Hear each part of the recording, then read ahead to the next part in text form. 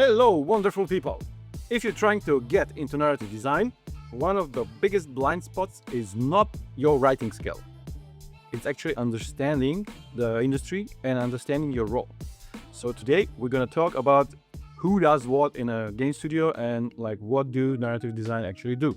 First of all, they don't just write stories. Now, in the industry, there is a big confusion between game writers and narrative designers. And while industry needed narrative designers, the job profile was not exactly set, and then there were some further complications. But long story short, a lot of game writers were asked to step up and do narrative design, and they could not. And that's why in the market today, game writers have a specific niche and a specific job ads that you can recognize. But if you're trying to pass off as a narrative designer with your game writer's skills and portfolio, you're going to be seen as a blah blah guy, which most of the studios don't need, because while there are narratively driven games made, they're not any longer like the most prominent games on the market. So what is the job of narrative designer? What is required to do the job of narrative designer is communication, and communication across all the departments of the studio, which is why it's important to know the pipeline. So in this video, I'll break down who does what, and especially through the lens of narrative design.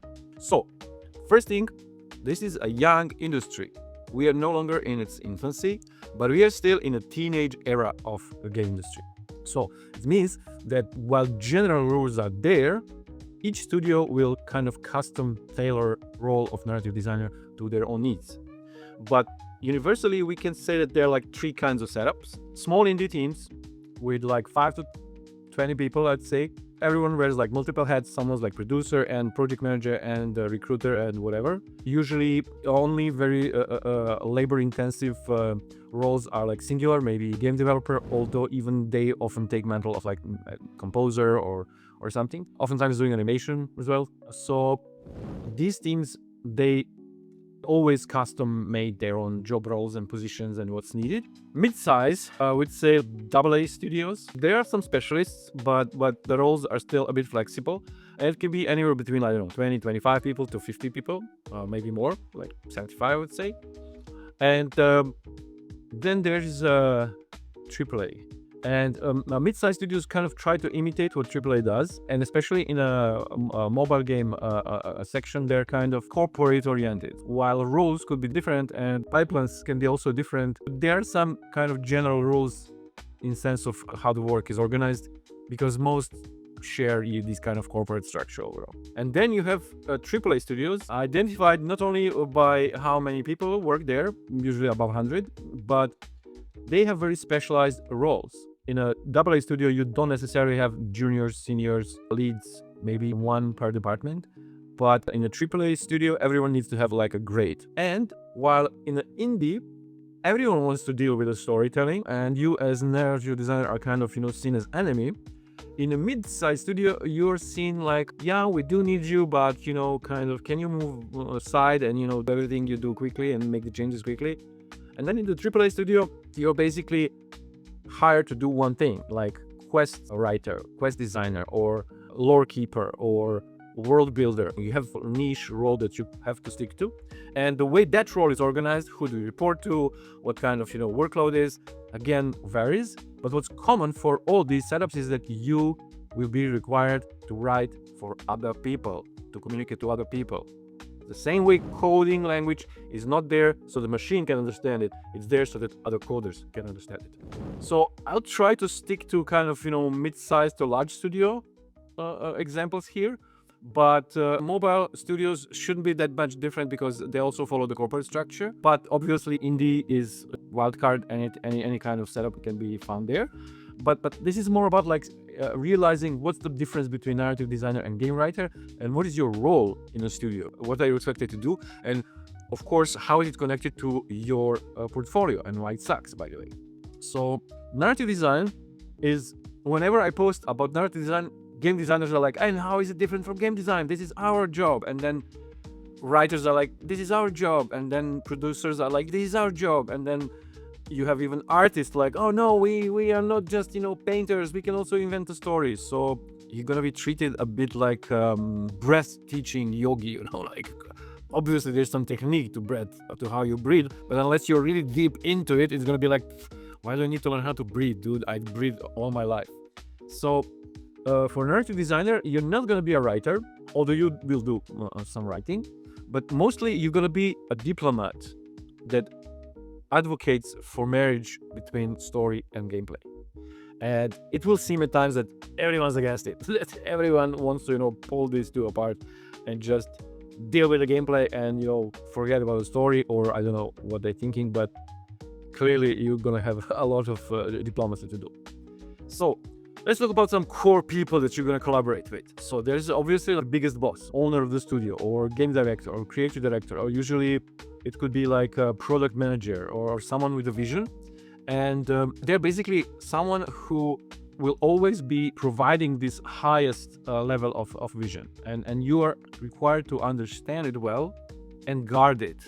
So basically, you're going to need to know very well what are game design elements, how do they relate to each other, what are narrative design elements, how do they relate to each other, and then how these two relate to one another.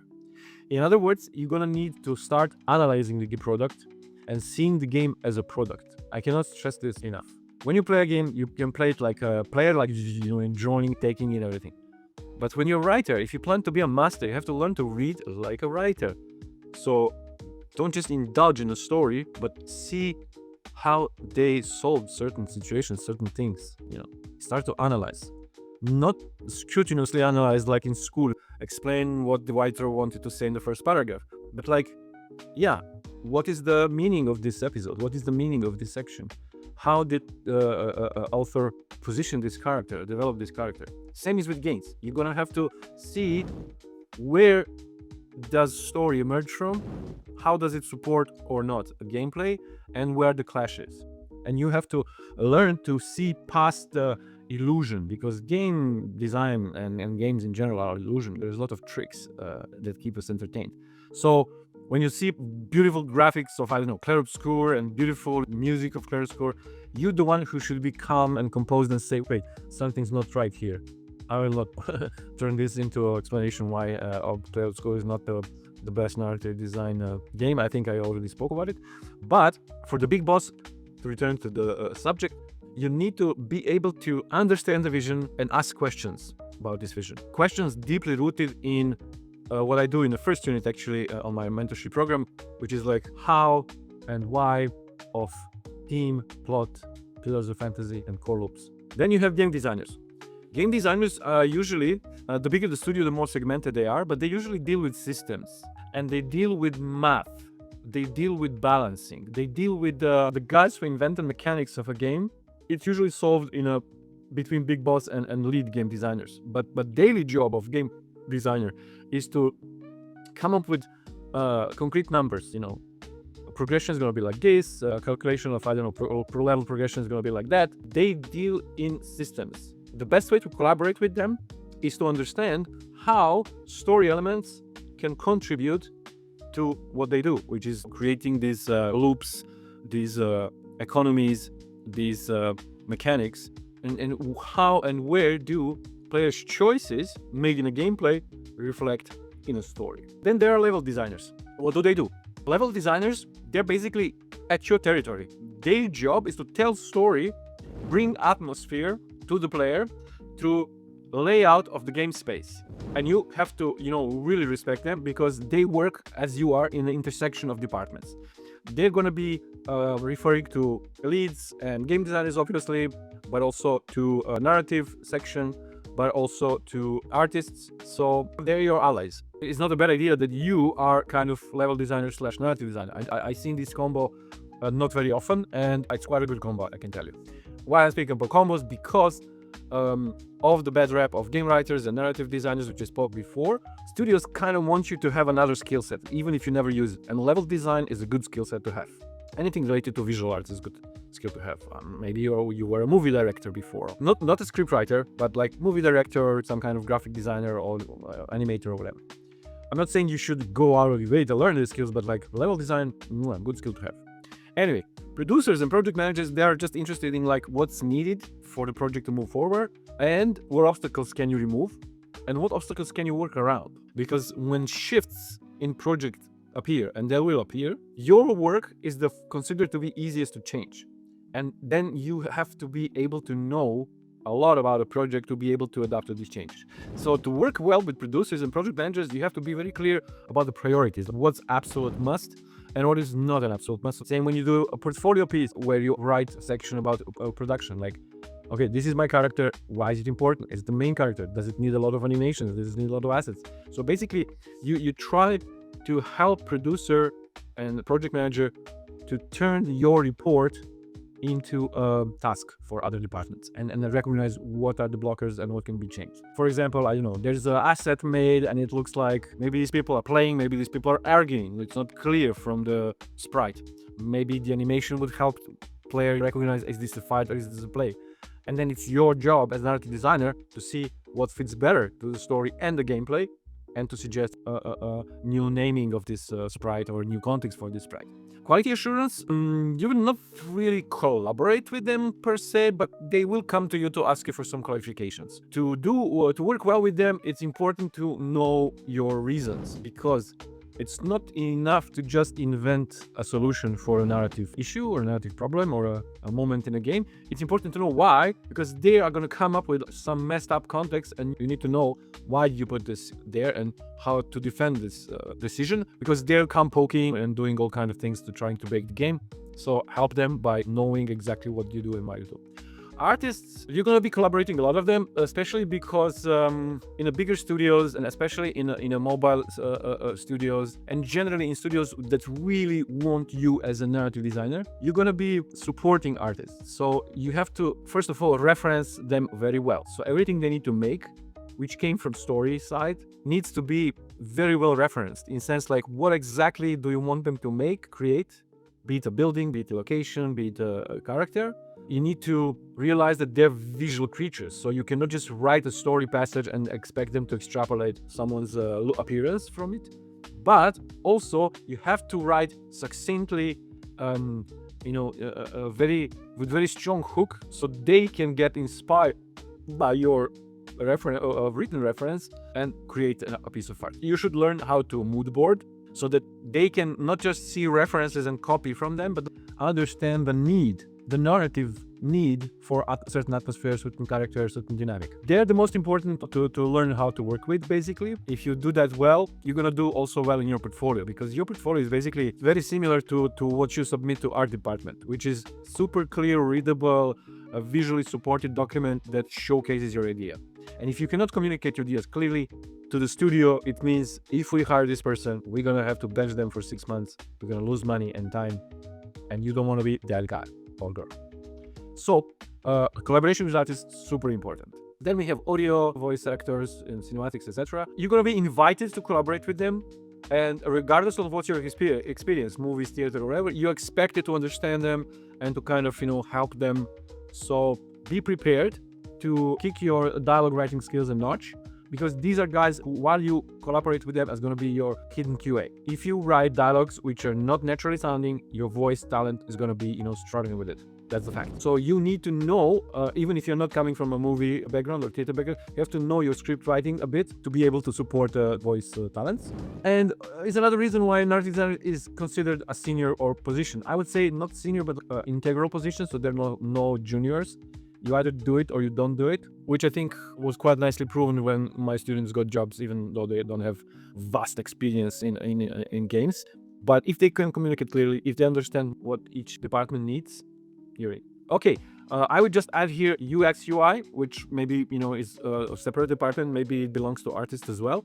But UX UI is really something that surprised me. Why do I have to talk to UX UI guys? Well, you do, because as a narrative designer, every element of the game needs to tell a story, or better even, needs to contribute to the atmosphere. And that's where you have to collaborate with UX and UI guys, so you can tell them like what kind of texture you want for a frame or for a pop-up, what kind of mascot do you need for a certain event or explainer or tutorial or whatever. So be prepared not to know about UX and UI, but prepared a vision, because essentially you're a meaning-making decision holder. That's narrative design today. You're someone who takes the vision from the higher ups, develops it, wraps it in like game space, makes a world building out of it, creates lore around it, creates characters and dynamics and atmosphere with it, and then share what each department needs to know from this cooked vision. So for indies, you might be ending up as a both writer and narrative designer and maybe something more. For bigger studios, maybe you will report to a game designer or someone. But the core takeaway is job titles change, but the responsibilities don't.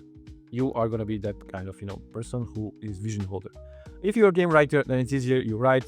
There's almost like a form you fill out. Every studio has their own pipeline that they will teach you. But still, even as a game writer, it is important to kind of, understand that there is writing for game and for product. And then there's also writing for other departments to communicate. Both are important.